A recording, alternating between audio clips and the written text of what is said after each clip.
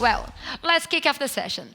Case study, Nickelodeon Kart Racers. Come join the session to hear about Bamtang Games, creating many games in the successful Nickelodeon Kart Racers franchise for several platforms, including Nintendo Switch.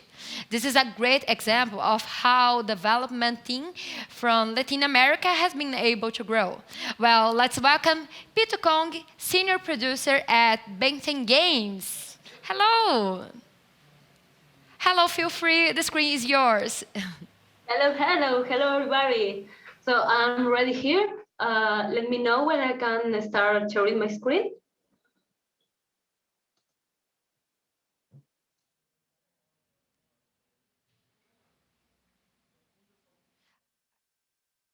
We're not seeing yet. No, not yet. I think we are not receiving yet. Can you try to share again? Just give me a second. Almost Of there. course. Okay, you are able to see it? Yes. Perfect. Amazing. So I'm gonna start. Well, hello everybody. Thanks for being connected and just to invest a little of your time to hear this talk. Let me introduce myself. I am Pitucon. For some Spanish speakers, well, they could easily remember my name if they sing in an old cartoon called The Pitufos. For non-Spanish speakers, you can try to remember my name if you sing on the Gorilla King, the amazing King Kong. So you can find me on all my social medias as Pitucon. Nowadays, I'm working as a game producer in Bamtang Games. Actually, I've been working here for almost 5 years. But I must say that I've been attracted to video games since my childhood. They were part of my life. I was a little child trying to pass Super Mario World on the fastest way possible. Or when I was a teenager, playing with different friends in different houses. Even at college, when I used some games for my assignments. For example, the builder from Sims is amazing if you are not an architect, but you need to share something only for visual purposes. I have shipped seven games so far, and I also participate in several game jams. And I love really a different kind of game from World of Warcraft to Journey. There is a lovely games. I basically love all kind of platform that can tell me a good story. But that is enough about me, I think. Let me introduce you to the team. At this point, I'm sure that you want to know a little more about Bantam. So here's a photo from pre-pandemic happy times. Uh, so the team nowadays is about 60 people. Bamtang Games has almost 20 years of life, and along all this time, we have developed titles for different platforms, mobile, web, consoles, and of course, Nintendo Switch. We have also worked with a lot, and I mean a lot of different intellectual properties. Here you can see some of our projects, for example, the first baby, for consoles, of course, Mighty Morphin Power Rangers, and the games that we are going to talk about today, Nickelodeon Kart Racers 1 and 2. So, in out of introductions, it's time to start the engines. So I'm going to share the trailer first so we can have a little more context here. Let me play it. Here we go.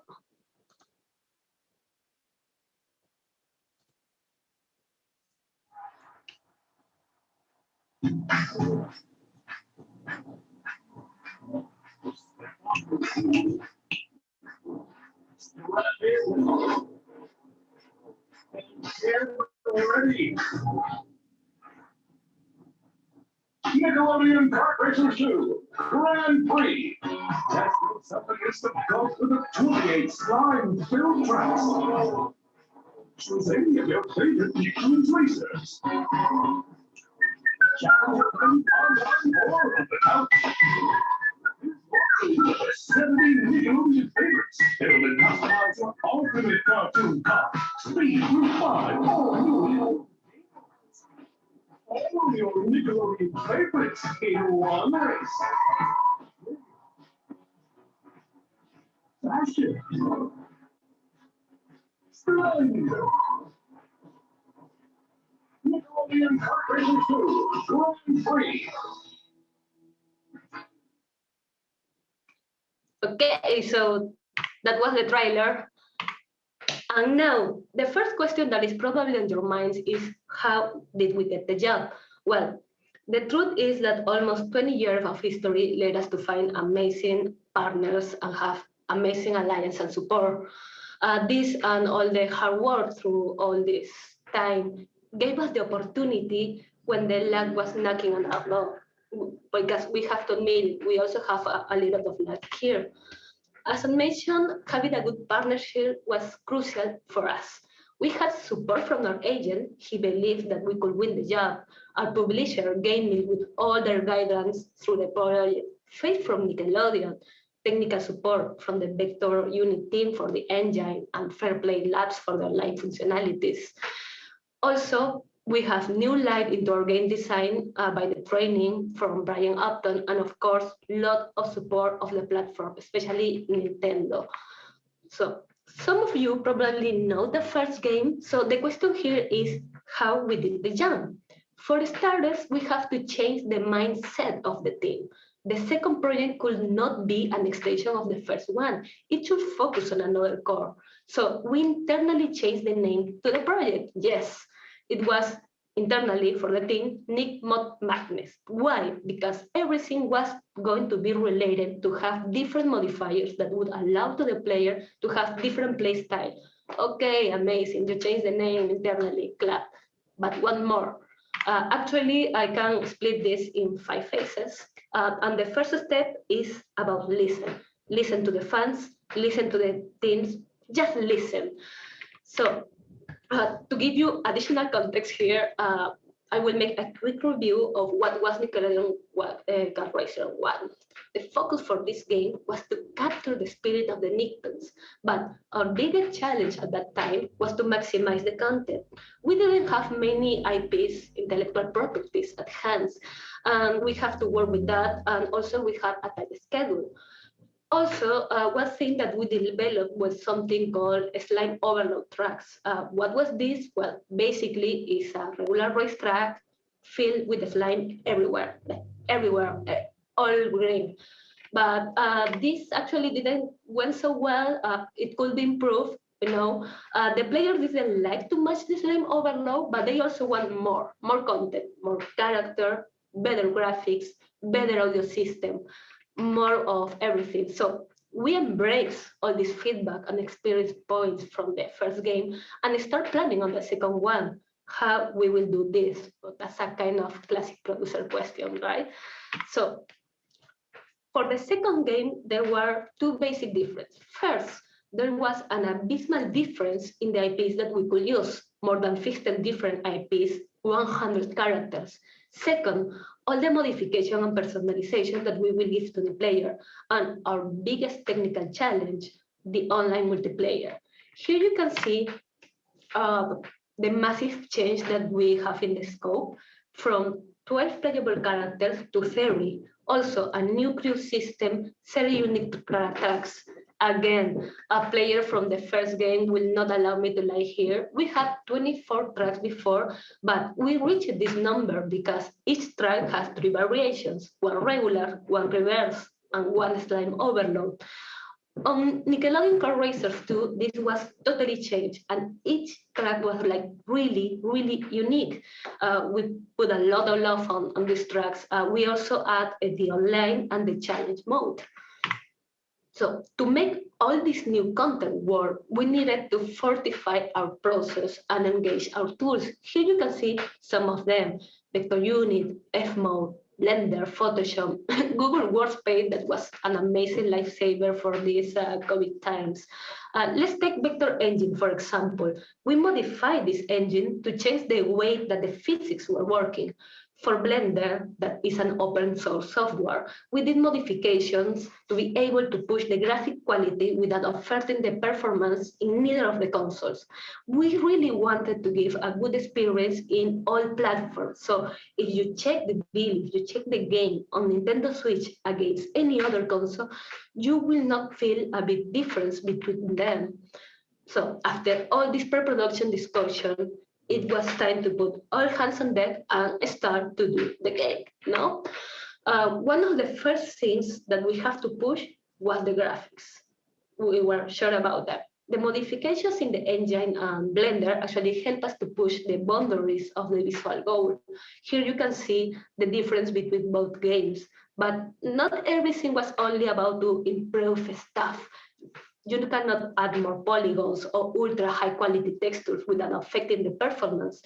We needed to keep a good performance in all the platforms, so we did that. Our principal stress tests were focused on Nintendo Switch to guarantee that everything will be going smooth. After all, this is a karting game. You don't want to get hit from one moment to another for something that you didn't see, and the experience has to be great, even on your sofa or even in a portable console.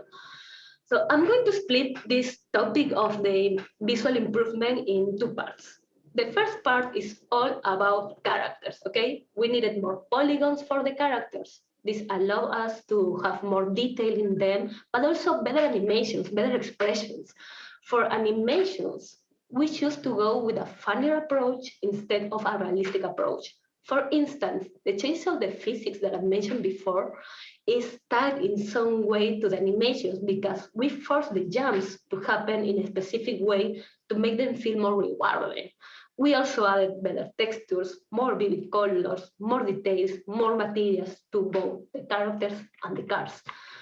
But same as the characters, the environment from the tracks also needed a visual level up, clearer sidewalks, more vivid colors, more animations, basically more life. However, the performance also needed to be improved to minimize situations as popping. So internally, we divide the tracks into different areas, and each area has its own setting for different variables, such as the draw distance for the props, or the way that the lighting interact with the characters. We also changed the way that we were approaching to our level design. We made a level up on the way that we were thinking the tracks. We wanted to give the player a race where jumping was as important as driving. Yes, jumping. How do we make the players jump in a racing when usually the jumps make you lose speed? Well, here's the trick. Each jump in Nickelodeon Kart Racers fills your slime bar. Remember, slime is important. It's Nickelodeon that we're talking about. So more jumps means more airtime. More airtime means more turbo, more opportunities to active your skill chief, and more reward for the player. Talking about abilities, this was part of something called the cruise system. What is this? Well, basically, the player have access to a long list of different characters. The player can choose three of them, besides the driver, of course. One is the chief. This gives you special abilities that can be triggered each time that your slime bar is filled, and two crew members that active passive pairs.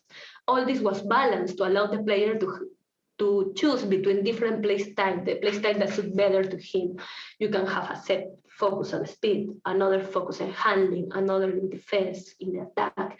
This system actually adds a new layer of strategy that is not usually seen on karting games. So everything was on route, okay? Everything was okay, but suddenly some little thing called coronavirus attack, and we needed to make some really cute new plans. So we have two broad problems at that moment. The first was to put all the team safe. We could not longer work in person, and that was kind of difficult for us because we have been working in-house like all together for a long, long time. Our processes and tools were not ready for going home, but we did it. The second problem was that when all that happened, the beta deadline was like really close for us, like really, really close.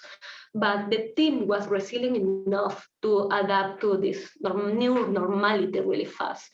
Unfortunately for us, we were able to finish the project on time for the street release. So against all the odds, it was time to let our baby go. And I must say that read this kind of review after all the stress at the start of the pandemic and all the expectations that were generated for the second game was a healthy potion for me, for the team, for everybody, especially because we really believe in this idea of the closed system and that it will bring something new to the almost standard genre of racing. And our partners trust in this idea. They believe that it could work. The game had a really warm welcome from the Nintendo Switch players. Actually, some of them even organized themselves on a Discord channel where you can find people to run and play together on Nintendo Switch. That's kind of nice. We even got some fan art, I personally love this one because I believe that represent the spirit of the Cruise system like really, really well. You can see Squidward all upset, just driving, while Philbur is, oh, you're gonna get hurt, just active the chill, active it. And Eugene and Eddie the squirrel and just focus on their stuff, one trying to protect you and the other one just throwing gnomes from time to time. So this was the idea, this was the dream of the team, to have not only this layer of strategy, but also represent the identity of each character, the identity of each franchise. So each skill is tied some way to the ways of the character. So basically, these were all the phases. We put all this effort into iterating this and moving an average game into an awesome franchise. So what was our recipe here? First of all, decades of hard work, almost 2 decades of persevering to have an opportunity like this. It was important also to take control of the hardware, improve our tools and processes, gain alignment and build trust. The trust from our partners was key because we were coming with crazy stuff that nobody was doing, and they were like, oh, okay, I trust in you, let's go. Also, know when to listen to the fans, listen the feedback, listen the haters. You have to listen if you want to learn and see your mistakes. And of course, a lot of trust in our team. You have to believe that your team can do the job. You have to trust in them. Some quick lessons here. First, keep it simple. There's no need to overcomplicate the engine, the tools, gameplay. Actually, nothing. Set up on reels of level. Basically, sing a system that helps you to do more with less. Reuse what it has to be reused and kill that might not work. Don't be afraid to cut features if they are not gonna be fun or they're not gonna apport to the gameplay. Also, you have to be a good listener. Well, actually, this is a tip not only for video game. I believe that is more a life tip. You have to be resilient. You have to be flexible to the change. And finally, if you find that something is funny, make it funnier. Go for it. So this is everything. Thanks all for today. Thanks for listening. We can move to the questions. Thank you.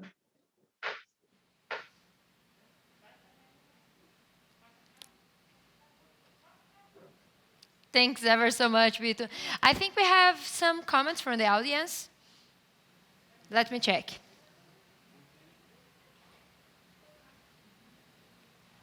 Just one moment.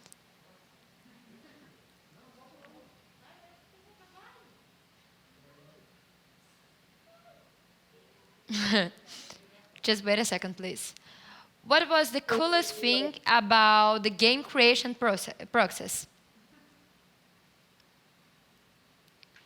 Okay, that's a kind of a hard one because I believe that, oh, well, I personally believe that the first part, the pre-production, when you are thinking in all these crazy ideas and new features that you want to have, is the most funny part. But it's also the most challenging because you have a really short schedule to try stuff and to see if they work and if they are fun or they are not fun. So I will say that iterating into the tracks was like really amazing to see this environment changing and try to force the player or well invite the player to do jumps instead of racing straightforward was really fun because it was like different at the beginning. That even the team was like, I wanna go straight forward. No, try the jump, try the jump. You have to try the jumps, and when you catch that style, is it feels good. So I will stay with that, with the jumps on the tracks and the develop of the track designs. Amazing. I think we have one more question, right? Just Okay. one more.